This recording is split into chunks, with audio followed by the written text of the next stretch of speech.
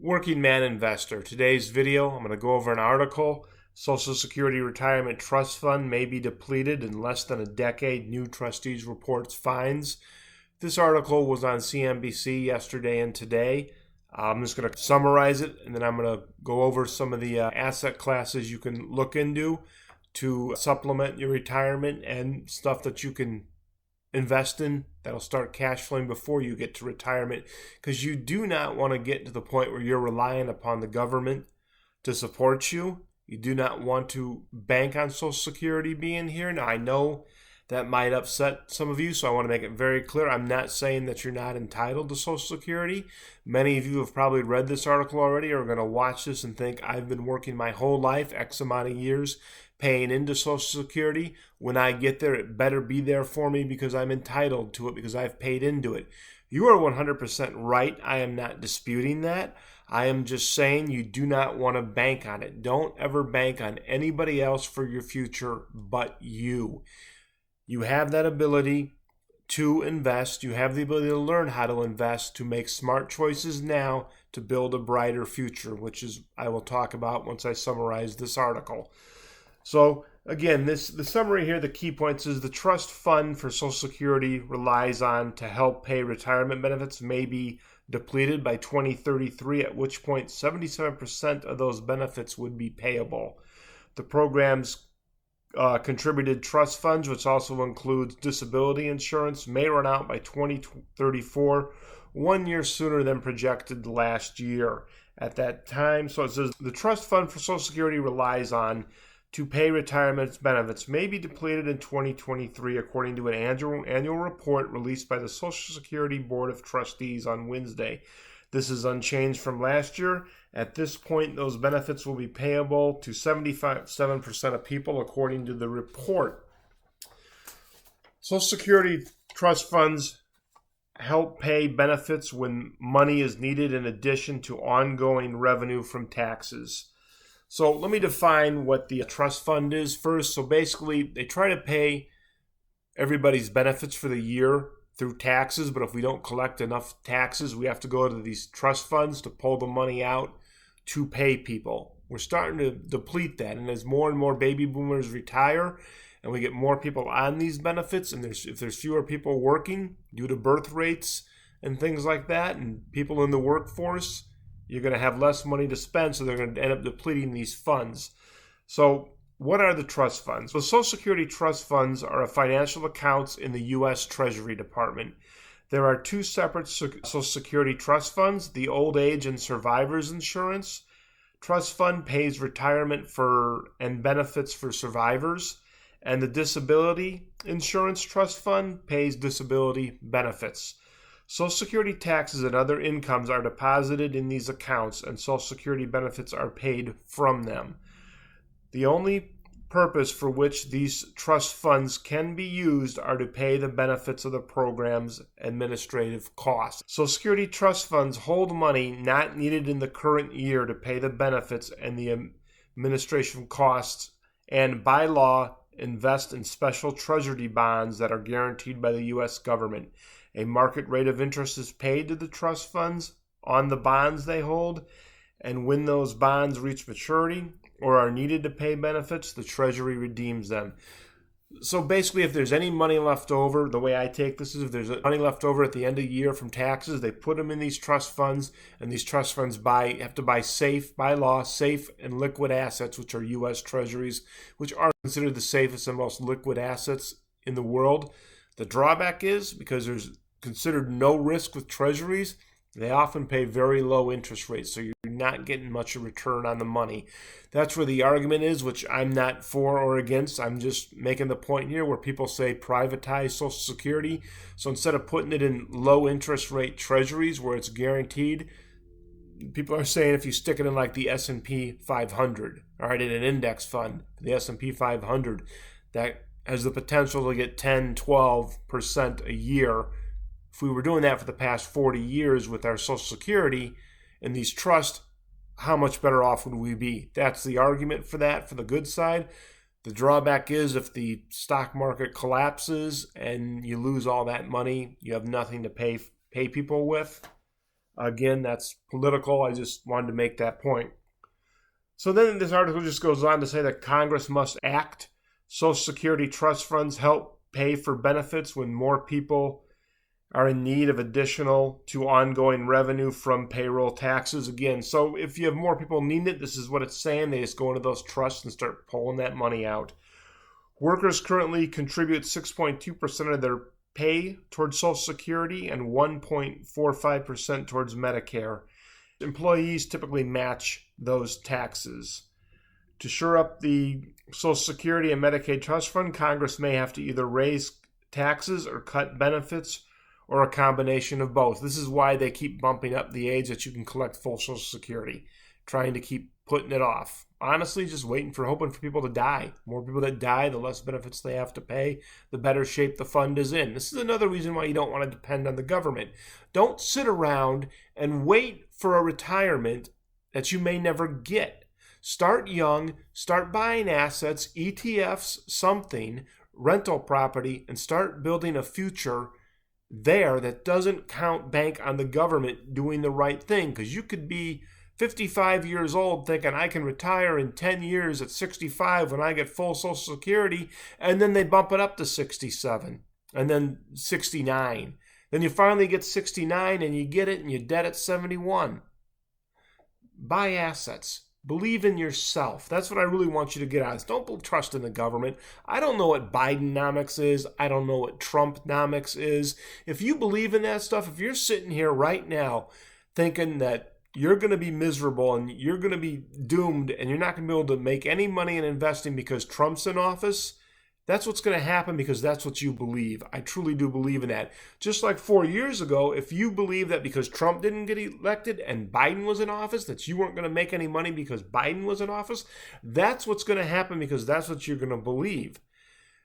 Again, I don't want to make these videos political. That's why I mentioned both the former president who's a Democrat and the current president who's the Republican. Do not sit around and think if so-and-so gets elected again in 4 years, or if Congress turns over to the other party, I'll be better off. Because you're sitting around and you're waiting on other people to plan your future for you. And if you're planning for other people, if you're waiting, your plan is to wait for other people to plan your future, you know what other people plan for you? Not much. So, and this is just a prime example. How long have we been talking about Social Security being a struggle, and what are they going to do, and the trust fund is going to run low, and we're going to move the retirement age up? It just keeps going, and our deficit just keeps expanding. And neither party seems to care about the expanding deficit, which is going to be inflationary. And if it's inflationary, you don't want to be just trying to live off of Social Security anyways. You need to be buying assets. You need to start off by investing in yourself. You need to learn how to invest. All right? Whether it's stocks, bonds, real estate, cryptocurrency, a side hustle, your own business. Ideally, you need all of those for true diversification. You're not diversified if you just buy multiple ETFs. All right, you're still in one asset class, paper assets, the stock market. Diversification is paper assets, stock market, either gold or cryptocurrency. They can go either way. If you'd rather do cryptocurrency over gold, I don't have a problem with that. Just bear in mind, cryptocurrency is really new, it's volatile, and it is still considered a risk asset. If you pick up the Bible, which I believe is the oldest book known to man, it talks about gold and silver coins being used as currency. As long as mankind has moved away from barter and used something as money, gold and silver has always worked. That's why I do like some gold and silver in your portfolio once you have something to protect. If you don't have any rental properties, if you don't have any money in the stock market, if you don't have an emergency fund, if you have a bunch of credit card debt and student loan debt, don't be buying gold and silver. All right? Because you have nothing to protect. You buy gold and silver, that should be one of the last things you add to a portfolio. And it's liquid. It's as good as cash. You can take it to a coin shop and sell it. You can take it to a pawn shop and sell it. You can list it on eBay and sell it and get money right away. So back to this. I'll get more into my rant here about assets here in a little bit. Okay. So approximately 70 million people will receive Social Security benefits this year, while 185 million individuals work and contribute to the program through payroll taxes. That sounds bad to me. 70 million are collecting and only 185 are working. Congress must act to protect and strengthen the Social Security that Americans have earned and paid into throughout their lives. This is from the CEO of AARP. I agree with her 100%. Again, you've paid into this the whole your life. You're entitled to it. You should get it. I'm not saying you shouldn't. Don't bank on it. Don't bank on the government to protect you. And I'm not anti-government. The government has its roles in life. What I am big on is betting on yourself. When you need to bet on yourself. You need to invest in yourself, especially in today's day and age when even a good job is bad. All right, everybody's got some type of a side hustle. Everybody's got some type of a second job just to make it. You have to have money left over at the end of the month to invest in an asset. And if you don't know what asset to invest in, that's fine. Start investing in yourself, and you can do that cheaply. You can do it for free on YouTube. You can follow me. You can follow plenty of other people. There's some good teachers on YouTube. You can buy books. Books are still cheap. You can go to real estate investor meetups. Google real estate investor meetups in your area. Most areas have it, and you can usually go to your first few meetings, at least in my area, for 20 to 30 bucks. Okay, and then if you like it, you can join. It's usually 100, 200 bucks, at least in my area, to join for the year. And you'll get to meet people that are actually doing this. And then some of them might actually mentor you. I've met my mentor through a real estate investor meeting. So you have to be willing to do the work, and you have to be willing to invest in yourself first. You have to invest in yourself before you actually start investing in stocks, in bonds, in real estate. But you need to operate with a sense of urgency, because every day you wait, every day you delay, especially in your 40s or 50s, it's getting worse and worse. And you're going to be in a position to where you're going to be dependent on the government, or you could be dependent upon your adult kids, and you could be a burden on them, and parents don't want that. So you need to put in the work now. You need to understand what's going on in the world. So then this just goes on to say that most people are in favor of raising taxes to make sure that Social Security is still there. Democrats and Republican lawmakers are divided. What a surprise. Over whether to raise taxes or cut benefits to shore up Social Security programs. We're getting to the point where we're going to have to do both. However, a recent survey found that 85% of Americans would rather raise taxes than cut benefits, according to the National Academy of Social Insurance. The group polled 2,200 people.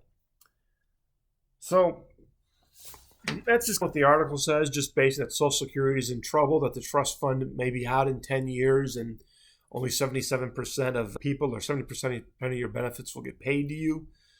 So again, you need to be planning ahead. Take baby steps. What I did when I first started to learn how to invest is I wanted to every night sleep a night of success. So what did that mean? I woke up in the morning. One, I quit saying I don't want to go to work today. I woke up and said I get to go to work today, and be thankful that I had a job to go do that paid me good money.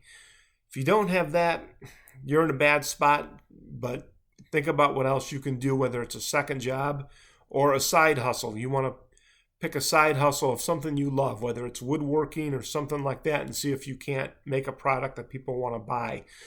So you want to sleep the sleep of success. So what I did is I woke up and I thought, what can I do today to move my life forward so that tomorrow when I woke up, I'm closer to my goals?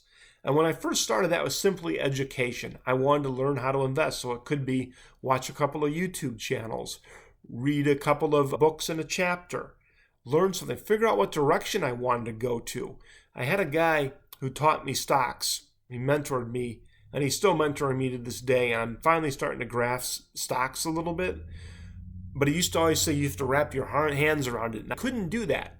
I had really struggled with stocks. I'd buy stocks and I was wrong and I'd lose money. So what I did is I ventured out into real estate, and that's where I really cut my teeth as an investor. So I learned how to invest in one area, but I wasn't that good at it. I didn't give up. You got to move on. You got to find your niche. For me, it was real estate, because once I started talking about private money lending, wholesaling, rental properties, things like that. It made sense. Then I bought my rental properties. Then I did private money lending, which I'm not going to go into detail here because I have a video on my channel titled Private Money Lending. It'll teach you how to do it. It's a great way if you have money just sitting around to lend out and get a return on. If you have money in an E-Trade account or something like that, and you're in between trades, you're not sure what to do, there's an ETF, an exchange-traded fund called SGov. All right, what it does is it invests in short-term T-bills, which are treasuries. They expire in 30 days. What you can do is you can invest money into this ETF, and it'll pay you a dividend every month. And it's safe. They're treasuries guaranteed by the United States government. Start doing something. Even if it's not something that gets a huge return, start getting some type of return, 3-4%. At least keep you caught up with inflation. But what will happen is you start to gain confidence. And as you're starting to gain confidence, you start believing in yourself. When you start believing in yourself, you start looking for more knowledge. You start reading more. You start studying more. And after you've studied for a while, you get to the point where you're tired of studying. At least that's where I got. And that's when I knew I was ready to really start investing. And when I started to have success, I started to hit a wall. Okay, I've been successful at this. This is a nice return. What can I do to get a bigger return? That would lead me to read more and to go back into studying while still doing things. You want to stay active with investing, which then led me to my big breakthrough on an individual stock where I got an 84% return on, which was the biggest success I've had in the stock market on this individual stock, which has in turn motivated me for even more knowledge. And I've gone back to my stock mentor and had him teach me. So you want to try to find a mentor, which again, real estate investment meetups are great. If you think real estate interests you and you get in there and you find out it's not for you, look into stocks. Look into starting your own business. You got to just keep experimenting and find where you belong in life. And you have to keep moving forward every day. That's your goal. What can I do today to move my life forward? And if you do that day after day after day, it is a grind. It is hard, believe me. But you will get to the point where you can still build financial freedom in this country. This is still a great country, no matter what anybody says, with wonderful opportunities in it. They're just harder to find. You have to look for them, and you have to educate yourself by investing in yourself to learn how to find these opportunities, because they're out there. That's what I got for you today. Working Man Investor. Keep grinding, people.